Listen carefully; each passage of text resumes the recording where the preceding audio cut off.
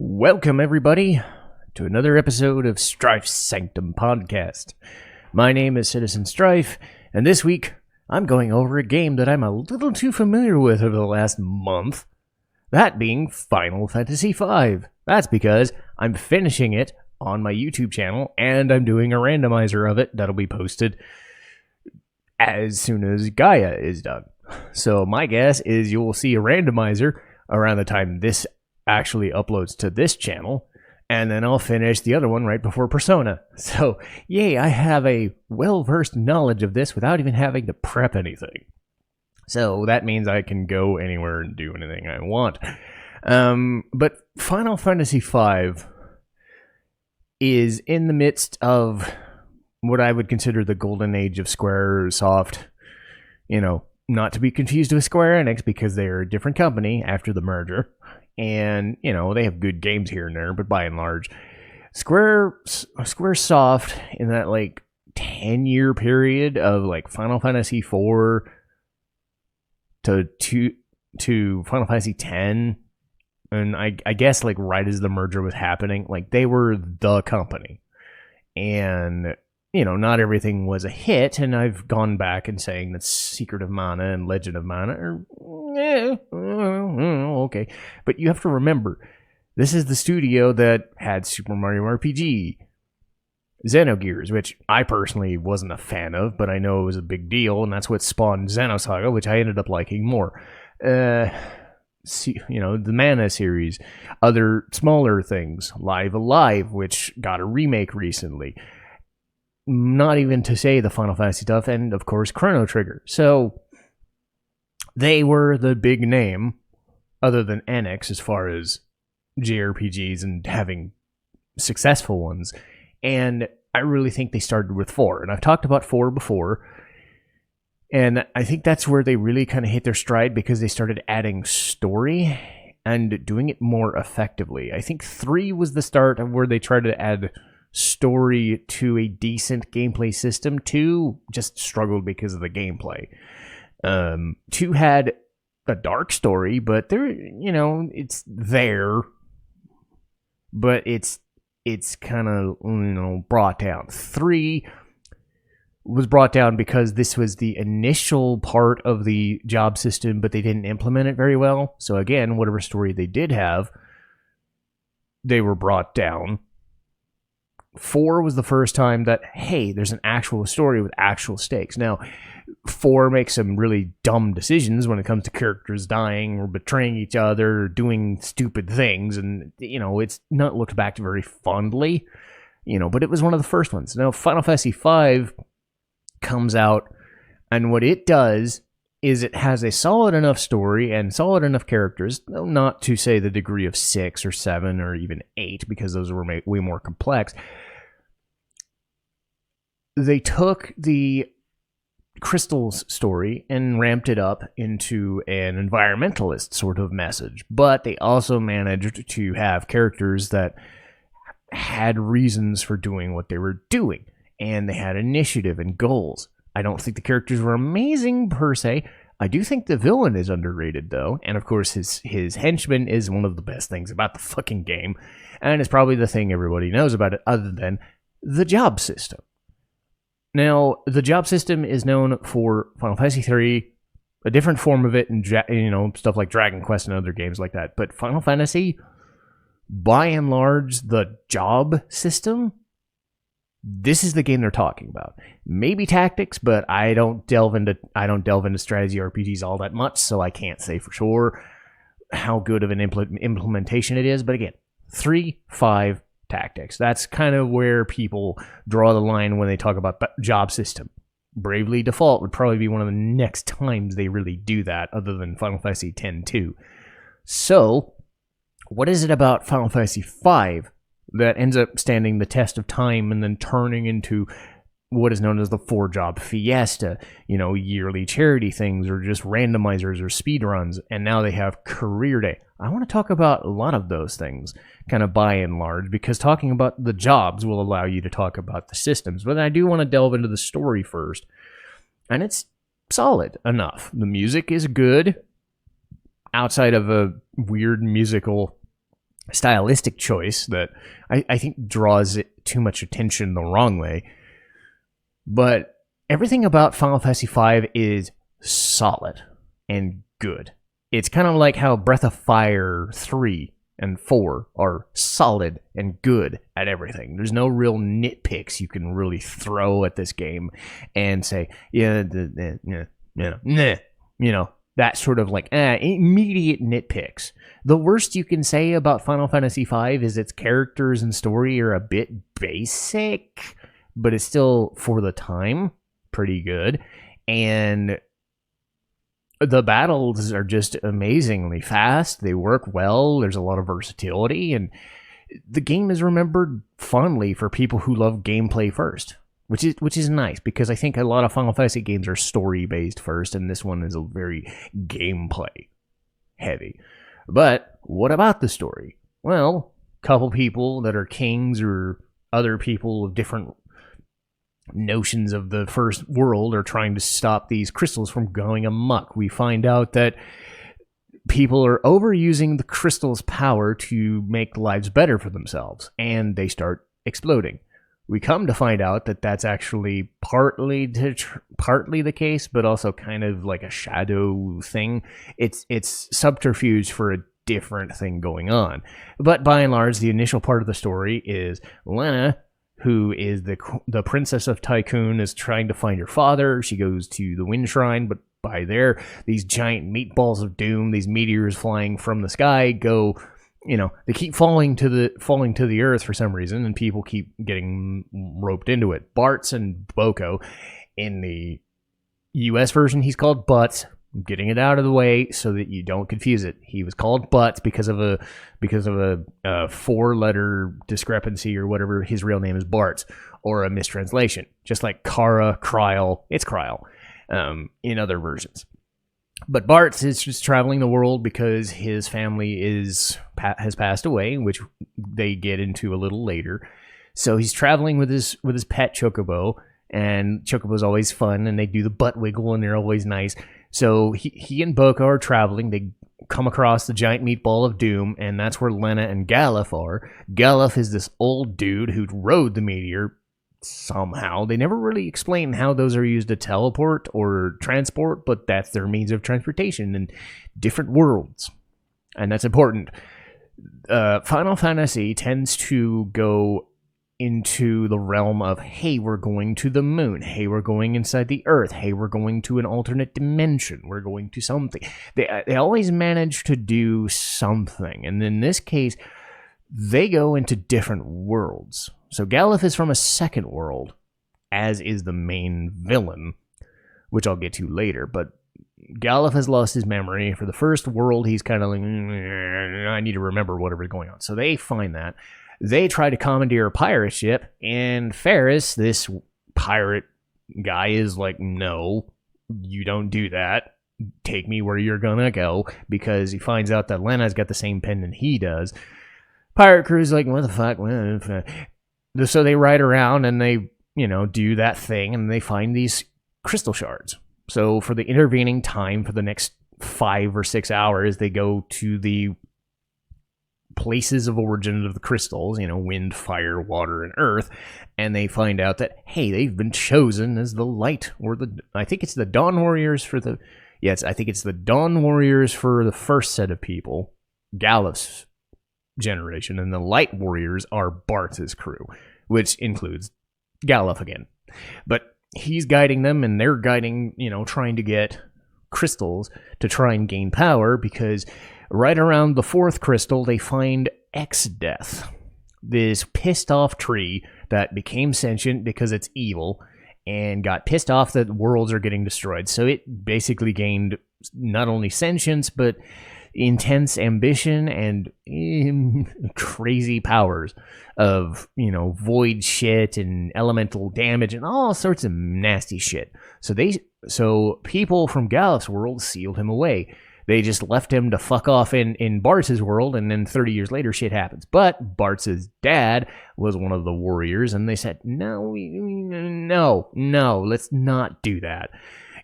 So shenanigans arise, and the other 3 are like, hey, you're you're from another world. Well, we want to help you because X-Death is a meanie and he does evil things. And I will say this. X-Death is a lot, gets kind of ignored, as is this game kind of, because Final Fantasy V was not released in America immediately when it came out. So it took about 6 or 7 years to get released. And I know that people love Kefka, and I know that people love Sephiroth, and specifically those two. I'm a big fan of, like, Arden from 15 and Kuja from 9, and I don't think they get the credit they deserve. Mostly because Kefka succeeded, and Sephiroth just has that looming mythology around him rather than his own successes. But don't sleep on the effect that Gilgamesh, Gilgamesh, but X-Death has had. Because he manages to kill people. He manages to hurt people. He manages to sink continents. He manages to burn forests. He just goes haywire. A lot of that probably has to do with his presence being stock villain 505, whatever, Basically what Golbez was, but they chickened out with Golbez quite a bit due to their story being bonkers and all over the place. Like they had 50 million plans and they couldn't stick with one. X-Death sticks the landing because they have a story and they stick with it. This pissed off tree gets more and more and more power, and he's abusing it and he's using it to hurt people. And whether they're getting killed, getting left in the wilderness, completely being absorbed into nothingness, his plan is to merge worlds and get this power that was left in this sealed domain known as the Interdimensional Rift and basically murder the shit out of dudes. Pretty simple. And the thing is it's pretty goddamn effective. Now, I am spoiling a little bit, but I'd imagine that if you're watching the footage of my playthrough, you kind of know. So I will throw a spoiler tag for this next little bit and probably for the video. Because I do need to kind of discuss the characters because that informs really what the impact of 5 really was. So X-Death has been murdering the shit out of dudes and is trying to merge planets and do all these things. But he does something else that I don't think gets enough credit. Because, again, Final Fantasy VII is way more well-known and way more mainstream. X-Death was not the first person to actually kill a main character, but it was the first one of substance. Final Fantasy II, they had a lot of like side characters and NPCs we really don't care about getting sacrificed and, losing their spots, and that's the way they did it. Final Fantasy IV did it, but they didn't die, which was really cheap and dumb. People would leave and do all this shit. Well, Final Fantasy V pulls an interesting switch. X-Death is taking over the crystals that were sealing him away in that tree, and is trying to kill the party with it. Kryl tries to intervene. Galuf sees this and basically goes apeshit. He goes Super Saiyan for however long he can, as long as his old body can hold out. But X-Death has all the magic you can think of. Every magic spell on the planet, he throws it at Galuf and is, thwarted to an extent, but Galuf dies. And they actually pull off an interesting idea. They try using stuff like Phoenix Down and Life and Suna and all this stuff. And they make a distinction that he dies because his spirit is dead. And his flame has flickered out. That's essentially the difference. No amount of spells or anything like that could help his spirit. It is a worthy sacrifice because it gives the player something new to add to the X-Death thing. And this is the reason that, to an extent, Kefka benefits, but I don't know if Sephiroth himself gets...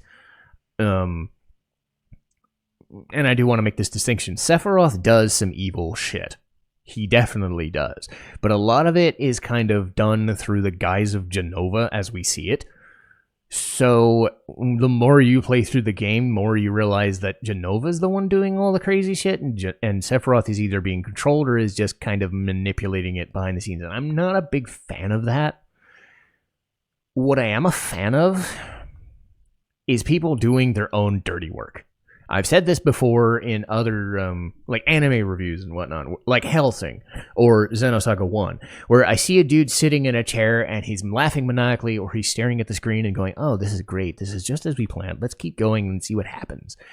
Letting other people do the dirty work and swooping in and taking credit is the stupidest and laziest fucking method you could take. You want to know what X-Death does?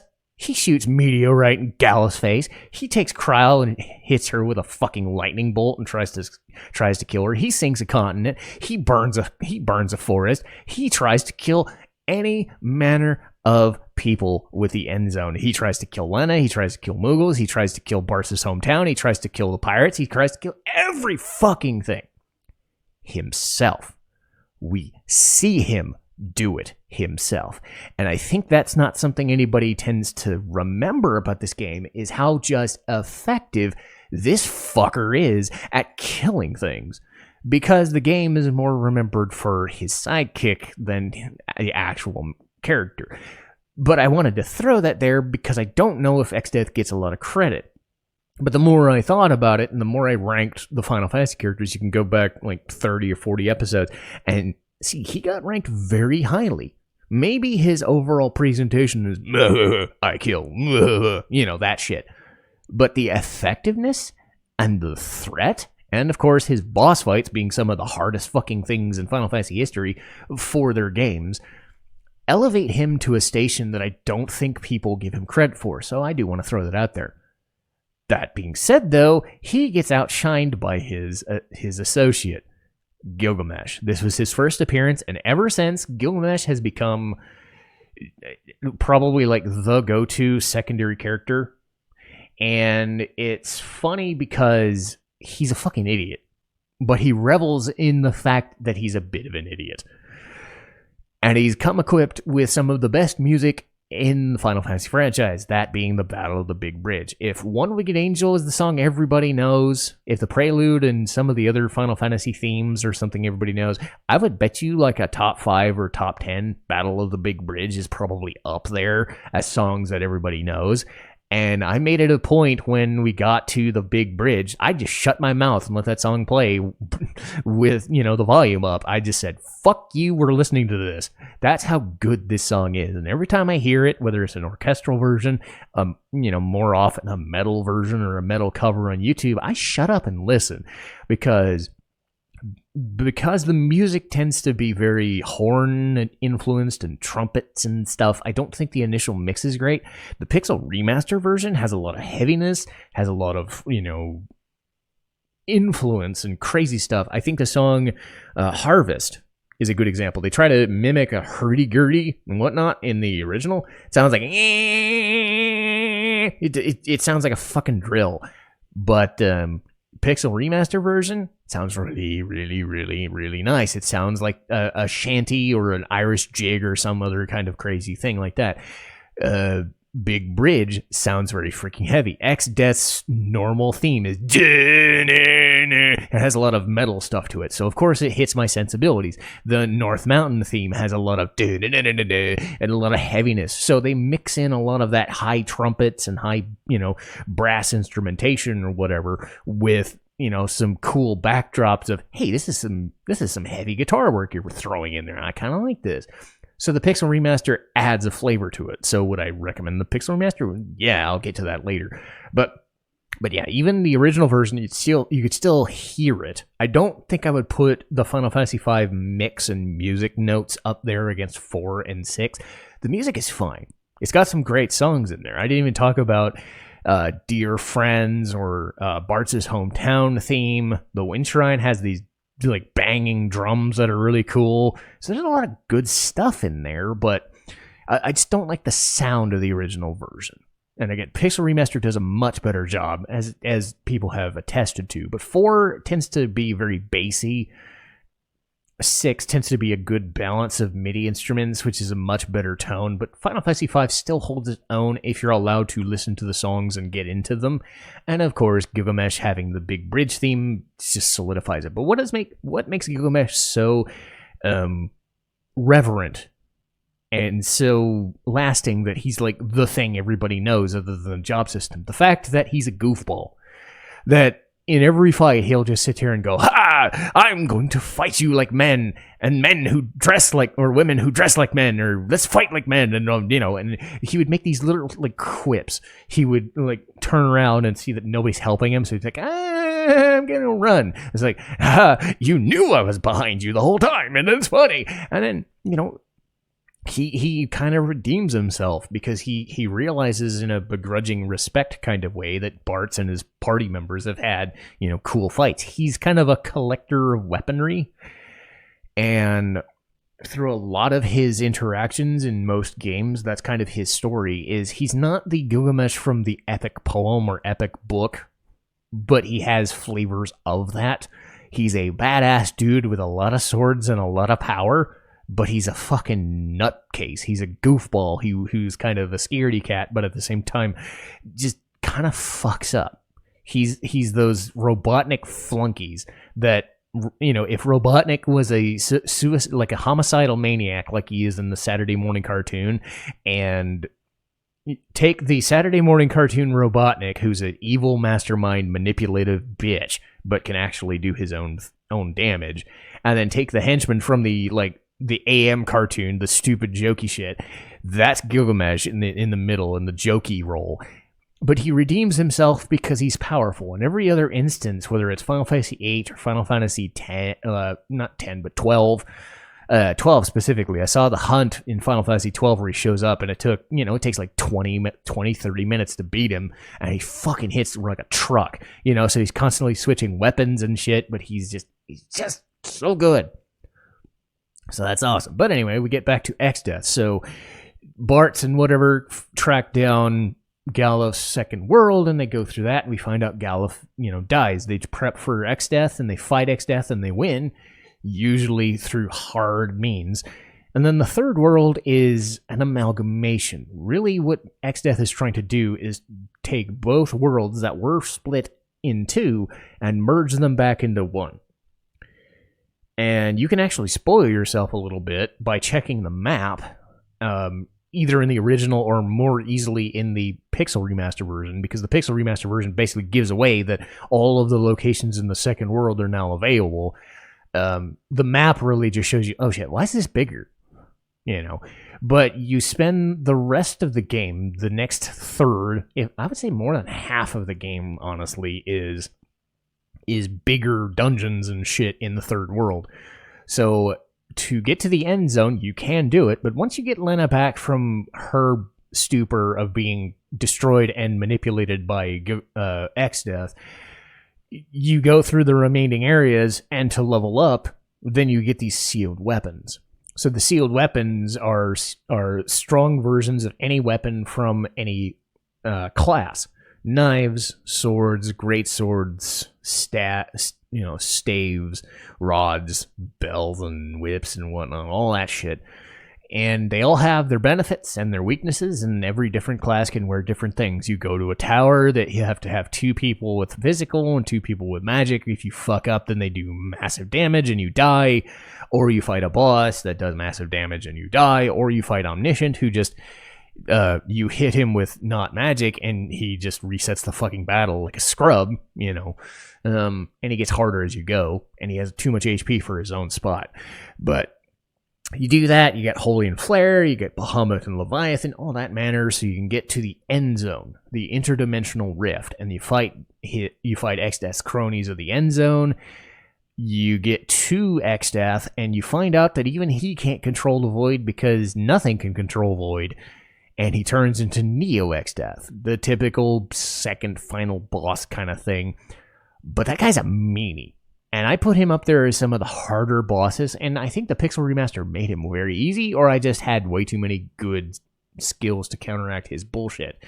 The main thing that makes him super hard is he has the Almagest, which does, 1,500 to 2,000 damage to everybody, or he'll throw Grand Cross, and regardless of what you can do, it can throw random status effects on you. And if you get hit with Petrify or Death or Slow or Frog the wrong time, and you can't, because this is what happened in the randomizer. I wasn't prepped for Neo Exdeath. I didn't take the flag away.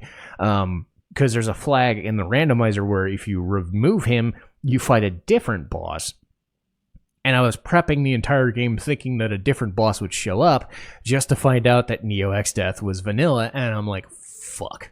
So if you don't go into that final boss with all the benefits and big guards and healers and damage dealers, random status effect, ailment, cures, all that shit, he can wreck your shit.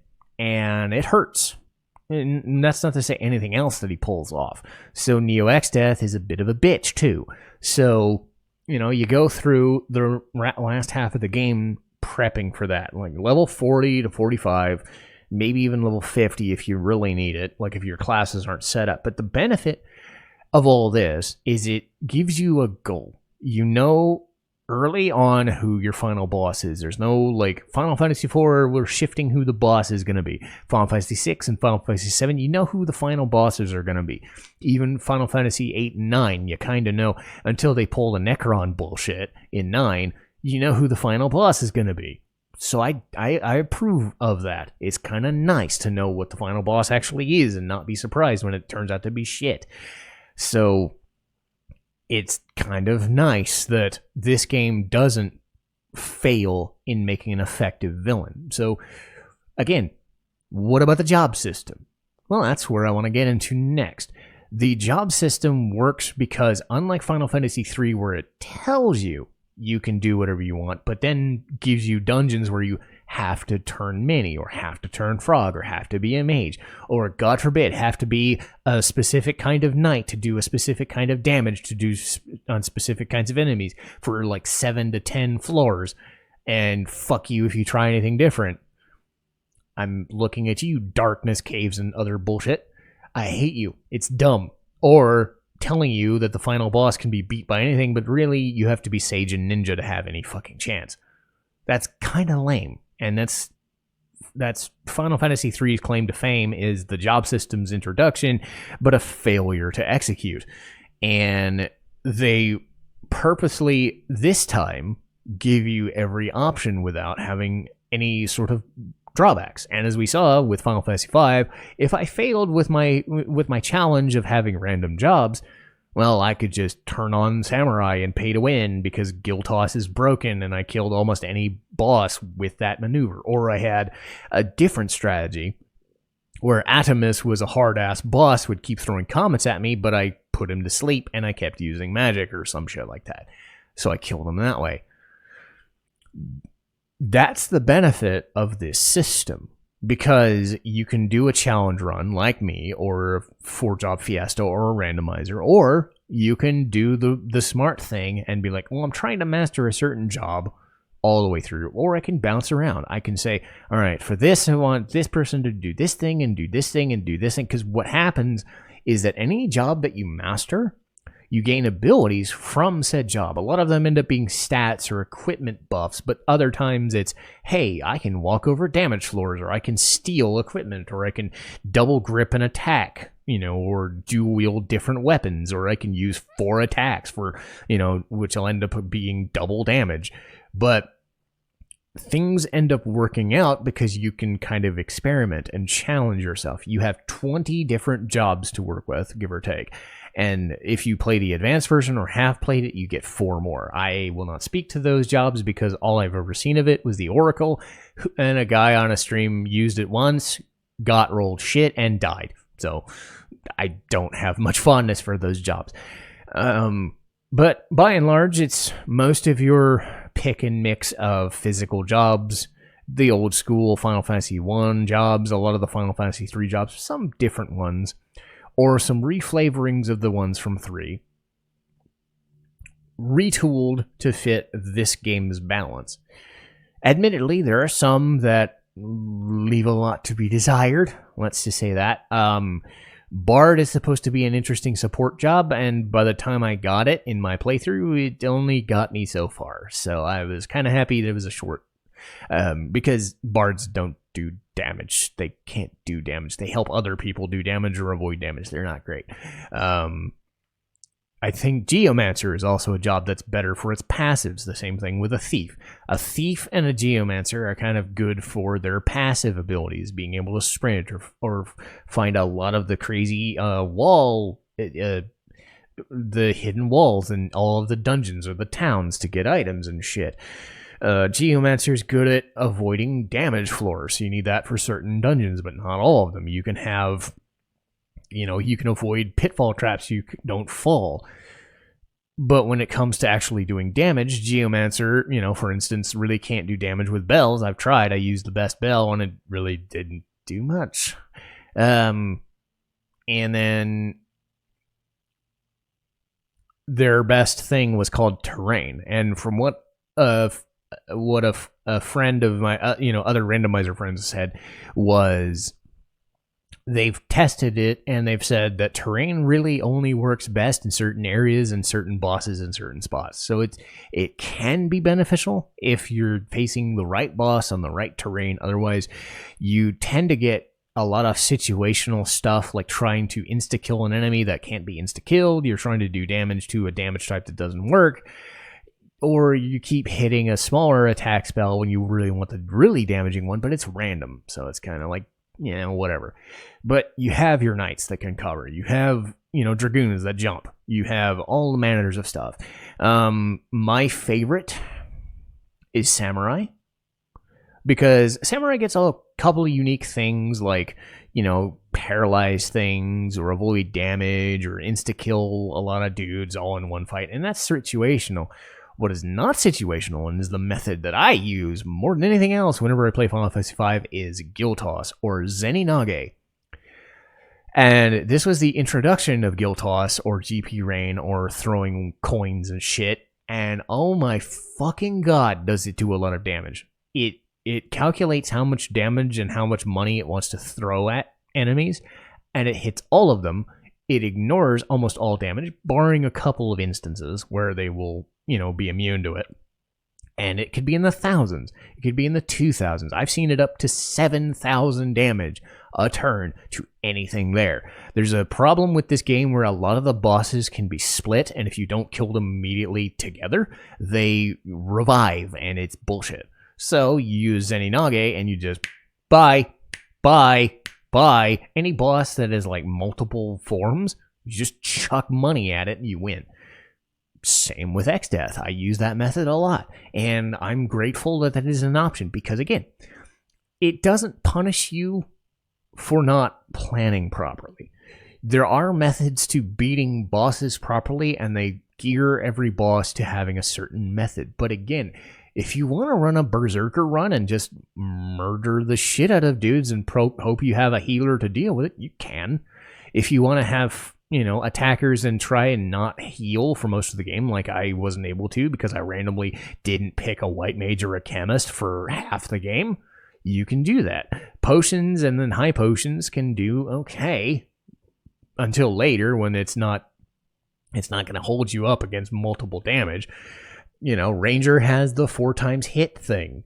There's a lot of different mechanics at play, and a lot of it has to do with fusing different classes and their abilities to other things. And then once you master them, you switch out to Freelancer, which is, I can do anything. I can equip anything that I've learned, but I also gain the stats of anything that I've mastered. So if you're a strength-based person and you've mastered Knight or Berserker or Monk or something, well, you gain the higher stat base. So your Freelancer ends up being your best weapon against X-Death. So you get all that versatility. And again, you can do anything. Like I've said, Bard didn't really impress me despite, helping do a higher damage quotient for some other characters. That's cool. Monk early on in the game, not great. But I give them Kaiser Knuckles, which I find way late. And then I have X Fight. And now all of a sudden I'm doing about 5,000 to 6,000 damage per hit.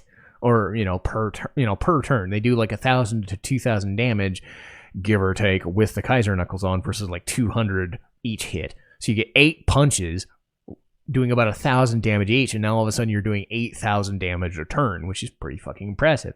Certain weapons of the Berserker gets about 5,000 to 6,000 damage, if not more so. You get higher HP sets. You get, summoners. Summoners have the versatility. You get the Golem spell, which, by and large, if you're facing a physical fighter, is just magic because he'll just put up his hand and be like, nope, didn't hit me. Nope, didn't hit me. Oh, got to cast again. Nope, didn't hit me.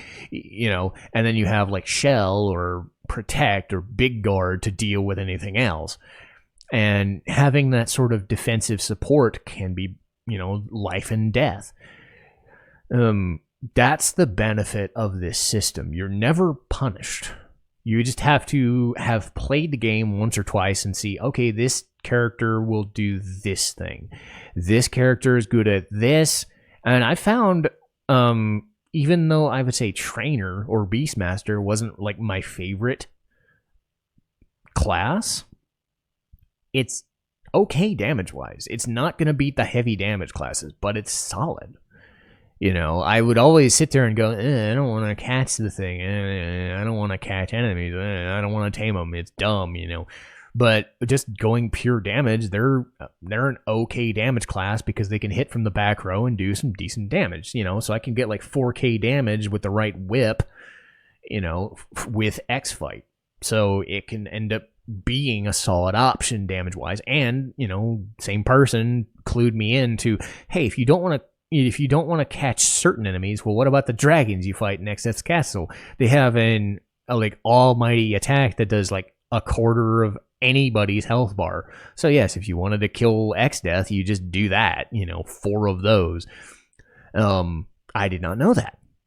So there's so many weird mechanics at play with this battle system that you can do anything. You can fight anything. If you need to fight a boss and you can't kill it physically, just turn them into black mages and just thunder, fire, ice, whatever. Do that. Wait out a boss that you couldn't beat before. Do that. Or change your strategy to fit the situation.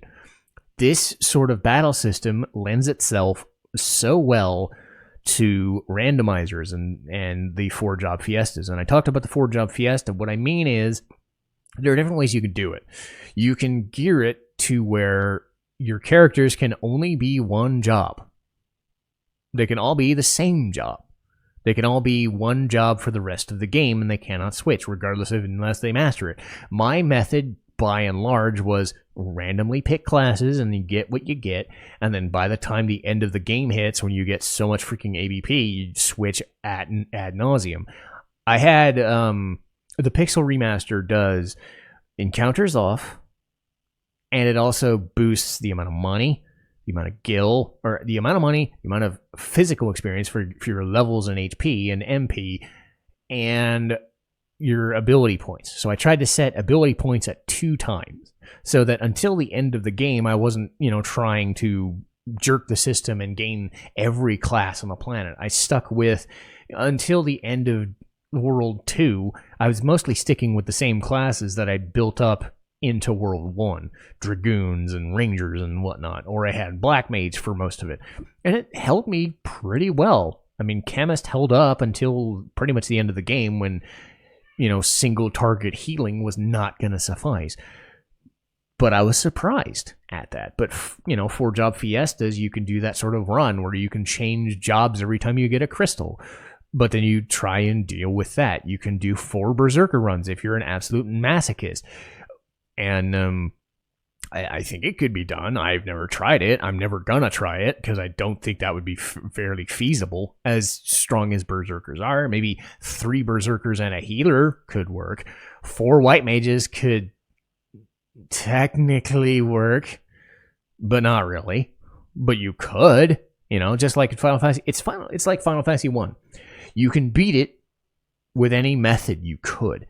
It's just way more expansive and way more thought out. So instead of just having the 6 basic classes and their upgrades, you have 20 options with different sets, and certain things coexist and blend together in different mixes. Now, the randomizer. This is the last thing I want to talk about. The randomizer is called Career Day. And what Career Day does is, much like all the other games in the Final Fantasy randomizer setup, it's a lot of like finding key items. So key items that you need to open certain areas in the vanilla game, you can find them in chests, you can find them in monsters in boxes, and a lot of them are stuck behind boss fights. The boss fights are tied to the spot where they occur. So if you end up fighting, say, Twintania, who's a real bitch of an enemy trying to kill you with almost anything, if you fight them early, you can do a lot of damage early and knock them off the board, and then they're not as much a problem. Certain bosses you don't think much about could have a crazy spell that works better at a higher level. I found guys that called abductors in early World 2. They have this spell called Vampire they don't almost ever use in vanilla, but in certain spots it'll do like 5,000 damage, and I'm like, okay, I just gotta kill you, I guess, because whatever, or a boss you don't think anything about, the Hiryu plant or dragon grass. You kill it but you leave some of its weirdo, bulbs around. They start doing confusion and charm and all this other crap, or silence, and you're fucked. So you're going around killing it, and then you realize the real threat were the little things. So the randomizer has all this cool stuff you can do, finding different things to get the tablets. Your goal is to find all 4 tablets so you can open the way to Neo X Death in the Rift, but you're getting better weapons, better armor, better classes. You can gear it to having less job crystals at play, so you can buy job crystals, or you can get them from chests. You can get higher level abilities. You can get, like, say you can only buy black magic level 1 at a shop. Well, a chest somewhere could have black magic level 6, and then all of a sudden all you got to do is buy the spell scroll, and you'll have access to flare, or you'll have access to meteo, or whatever, depending on the class that you use.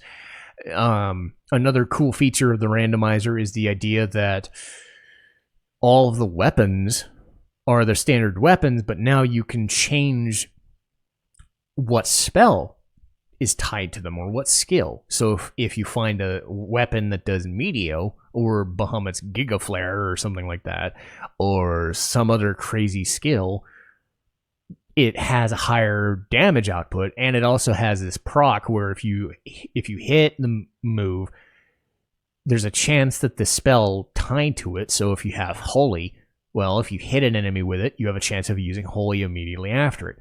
That is another thing you can do, because every boss has different immunities and weaknesses and damages at different spots. They're easier or harder at different spots. Shote being an example, I got Shote at Leviathan, and he had a shit ton of HP, and then he kept going super fast, and I couldn't avoid petrification, so I just had to jump for my life and kill him. But then you find out fighting Shote in that spot didn't do anything, because I got something like an X potion or something, rather than something that got me a tablet, So the versatility at play extends to the weapons and armor sets, because now you can change what weapons you use to suit a location, to suit a better skill set, and you get a different set of jobs. And of course, trying to find different progression, because you're getting progression. So you have so many different ways to randomize the game now, that if you're sick of playing Final Fantasy V, even by its high versatility standards, you have a different method at play. So the Career Day mod is a great randomizer that I've had 3 to 4 runs myself, and I've had tons of experience watching other people do it, and I've only really recently watched it within the last year or so. So that should tell you how versatile this game can be. So by and large, and then conclusion, what does Final Fantasy V do? It's a very underrated story that is effective at giving you a villain that you honestly should hate more than he gets hate for. It's got some good characters that don't always get remembered. I think Ferris, by and large, is the most popular main character. I'd say Galuf, I guess. Bartz and Lena are there, but they don't really do much. Neither does Kryl, but yeah, Ferris is memorable because she's a pirate and she's a woman, and it's great. But Gilgamesh is the one people remember.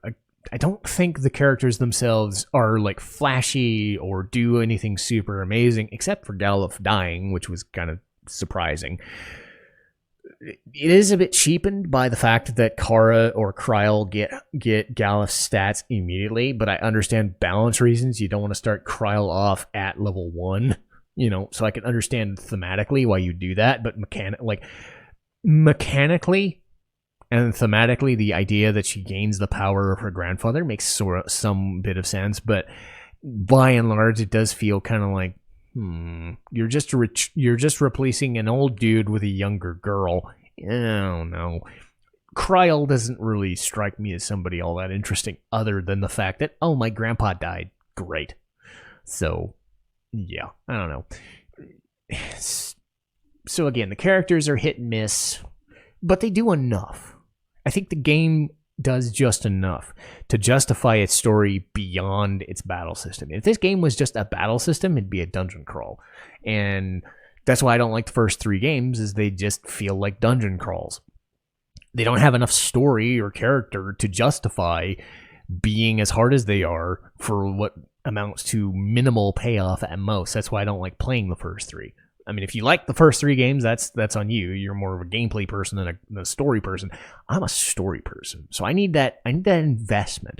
And I still feel that Final Fantasy V, the times I go back to it, I get enough from them, and I understand the story, and I understand the mechanics at play, and the stakes involved, that the story doesn't feel diminished.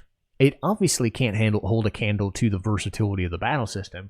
That's why replayability is so goddamn high in this game, in whatever fashion you play it.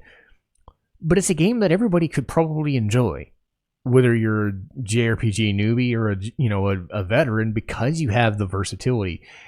The benefit, I think, is that unlike, say, Final Fantasy VIII, Final Fantasy VI, Final Fantasy VII, where everybody could be the same and everybody does the same thing, I think there's a lot more option to try different things, because it's more immediately obvious that you're trying different classes, if that makes any sense. The idea that this person has to be a white mage, you don't have a choice. You're going down this path, you have to be a white mage.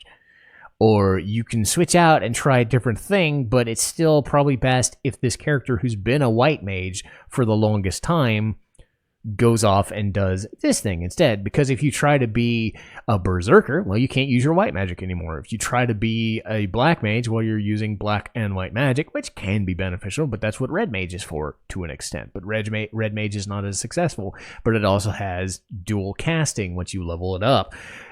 So you kind of feel that certain things blend into each other and they make more sense the more classes you go. In 6, 7, and 8, you're kind of at the mercy of everybody still feeling the same. You're just swapping magic. They don't look any different.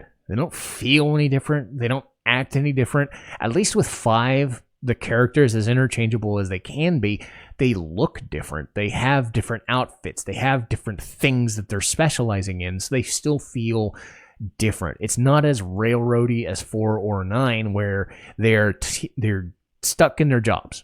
They are who they're going to be. Deal with it.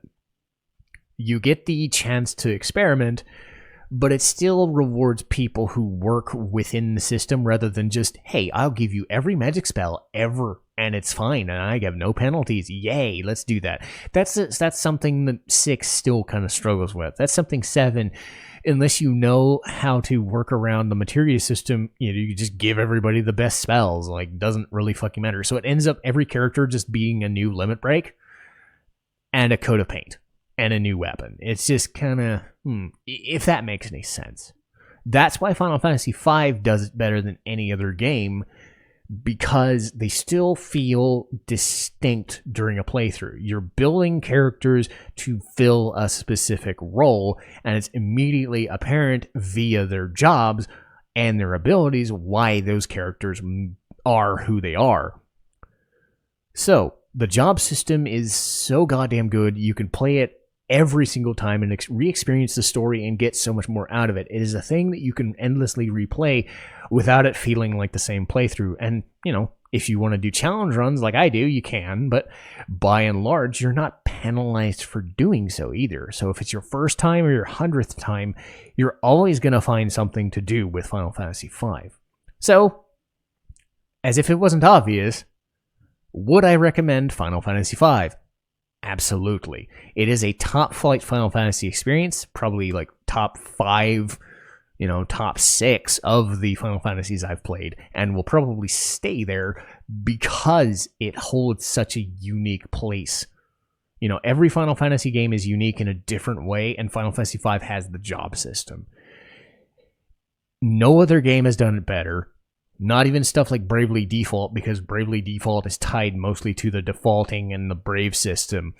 Final Fantasy V is more simplistic, but you try to dive deeper into it and you think, oh my god, because this was made so long ago, there's so many little weird nuances that you just can't pick up on, and you're just like, oh, my brain, But if you dig into that stuff, it's like the perfect like gameplay focus for the gameplay people, but you still get enough story for the story people to dig back into and have an investment in playing rather than just trying different shit. So Final Fantasy V is one of the top Final Fantasies, and it's got a villain that I think does not get talked about enough. So I'm glad I replayed it, and I hope you guys enjoy watching it. If you haven't, please do on my main channel. But that will do for today. I know this one was a bit of a longer run than I normally do, but I had to mention a lot of cool stuff.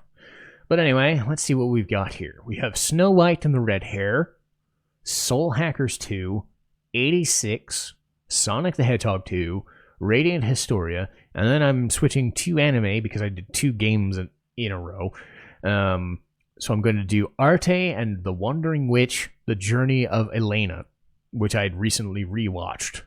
So that's what's on the docket for the podcast for a little while. Once we get into May, I'm going to dig back into Mega May for the 2nd straight year. So hope you guys enjoy this podcast, and I'll see you next time. Citizen Strife, signing off.